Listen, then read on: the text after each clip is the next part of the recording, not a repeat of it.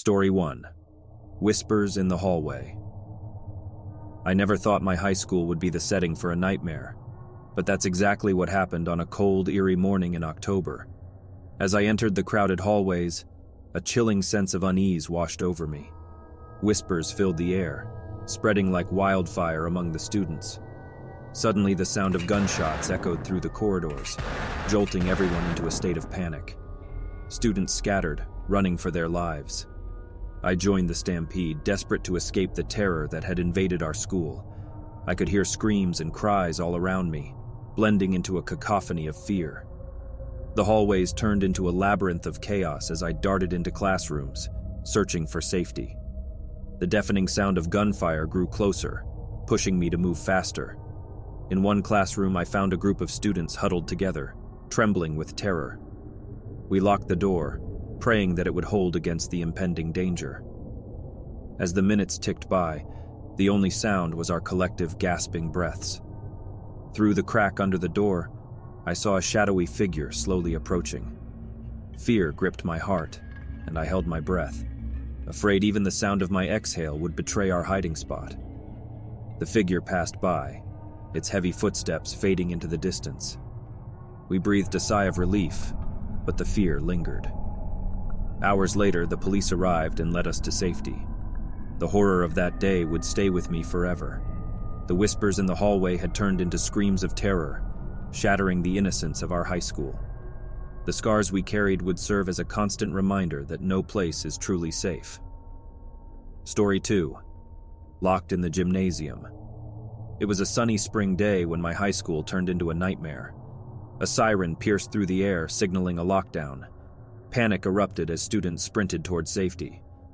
I found myself trapped in the gymnasium, a confined space that offered little solace. The heavy metal doors slammed shut, sealing us inside like animals in a cage. The sound of footsteps echoed in the hallway, growing louder with each passing second. Fear consumed me, gnawing at my sanity. As I looked around, I saw a mixture of terror and desperation etched on the faces of my classmates. We huddled together, trying to find comfort in each other's presence. Whispers floated in the air, fueled by the chilling uncertainty that surrounded us. Suddenly, the sound of gunfire shattered the silence. We froze, our hearts pounding in our chests. The echoing shots reverberated through the gymnasium, leaving a trail of horror in their wake. Tears streamed down my face as I realized the magnitude of the danger we were facing. Time crawled as we waited, trapped in a sea of fear. Each passing moment felt like an eternity. Would we ever see the light of day again? The darkness outside mirrored the darkness that had invaded our school. Finally, the sound of police sirens cut through the air. Relief washed over us as we knew help had arrived. The doors swung open, revealing a team of armed officers ready to protect us. They led us out, guiding us to safety. As I stepped out of the gymnasium, the sunlight felt surreal, as if we had emerged from the depths of a nightmare. The scars of that day would forever mar our memories. High school was supposed to be a time of growth and discovery, but for us, it had become a haunting tale of survival. Story 3. The Ghostly Shooter. My high school was known for its rich history, but little did I know that some of that history would come back to haunt us on a fateful autumn afternoon. As the sun began to set, casting long shadows across the campus, an eerie chill settled in the air. Rumors had always circulated about a tragic shooting that had taken place in the school decades ago, but nobody ever imagined it would resurface in such a terrifying way. I was studying late in the library when I heard faint whispers, carried by a ghostly breeze. The words were indistinguishable, but the fear they instilled was unmistakable. Suddenly, the library doors slammed shut, trapping me inside. Panic surged through my veins as I realized something was horribly wrong. Silent footsteps echoed in the distance, growing closer with each passing moment.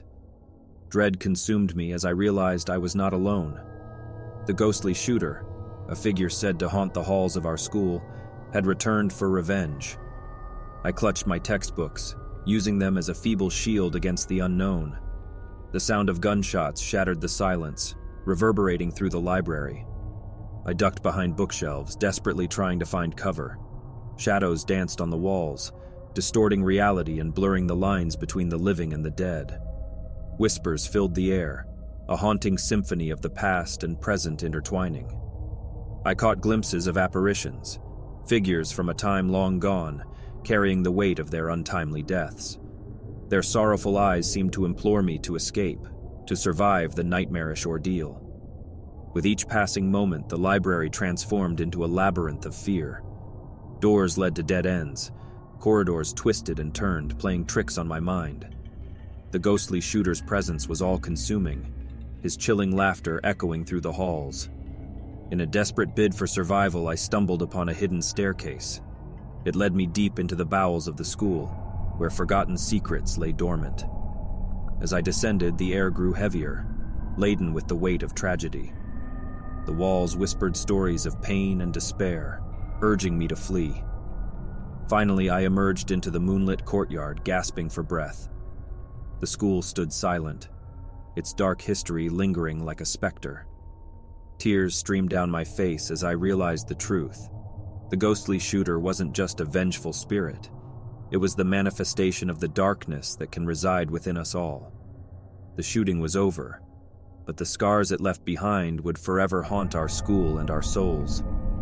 The ghostly presence served as a chilling reminder of the consequences of violence, reminding us to strive for peace and understanding.